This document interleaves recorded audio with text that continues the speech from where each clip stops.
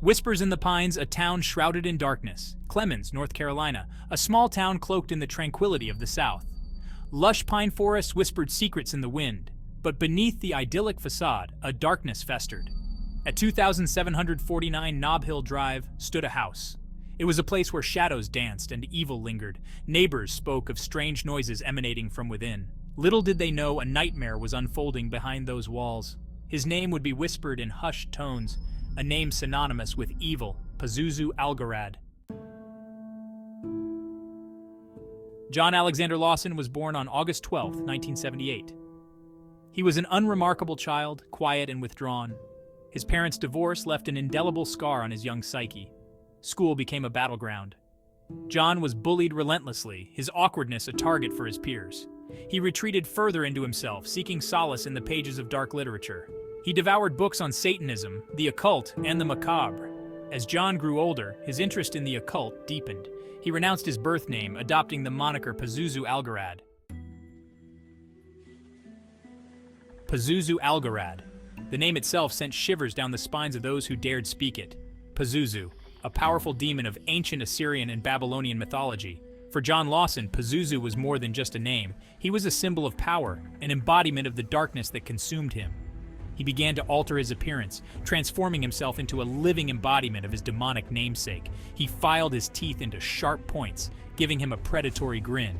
Tattoos, intricate and disturbing, covered his body. Pazuzu reveled in his newfound identity. He surrounded himself with a coterie of lost souls, drawn to his charisma. The house at 2749 Nob Hill Drive was a reflection of its occupant. It was a place where darkness thrived, and the very walls seemed to whisper secrets of malevolence. What was once a modest, single-family home, filled with the laughter of children and the warmth of family gatherings, had been twisted and contorted into a grotesque parody of a dwelling. The transformation was not sudden, but a gradual descent into chaos and despair. The air inside was thick with the stench of decay, a putrid mix of rot and neglect that clung to everything. Blackout curtains covered the windows, sealing out the light of day. The darkness was pervasive, a constant reminder of the evil that had taken root here. The walls were adorned with a macabre tapestry of satanic symbols. These symbols were not just decorations, but a testament to the dark rituals that had been performed within these walls. Crudely drawn images depicting scenes of torture, sacrifice, and demonic entities leered down from every surface. Each image told a story of pain and suffering, a visual representation of the house's dark history. The furniture, what little there was broken and stained. Once functional pieces now lay in disrepair, covered in grime and filth.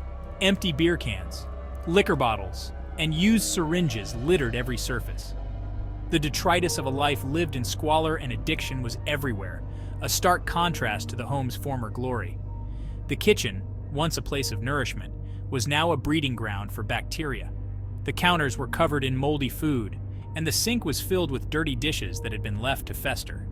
The bathroom, if it could be called that, was perhaps the most horrifying room in the house.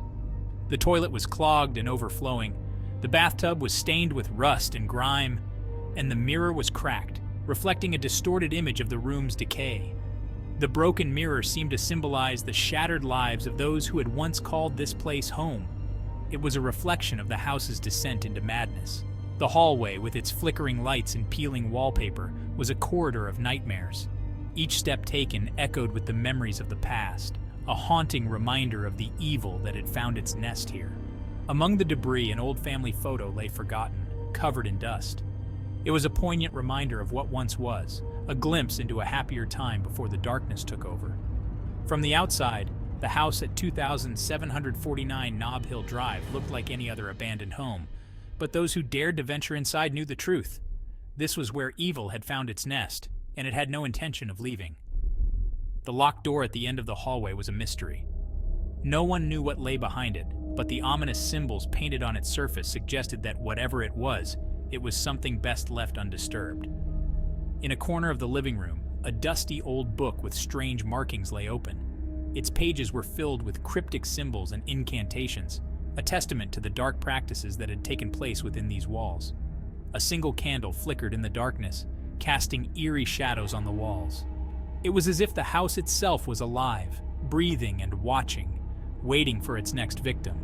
The broken window with its tattered curtains flapped in the wind, a silent witness to the horrors that had unfolded within. The house at 2749 Nob Hill Drive was more than just a building. It was a monument to evil, a place where darkness had found its home. Section 5. Rituals and Madness. The Grip of the Occult. Within the confines of his self-created abyss, Pazuzu Algarad presided over a macabre court.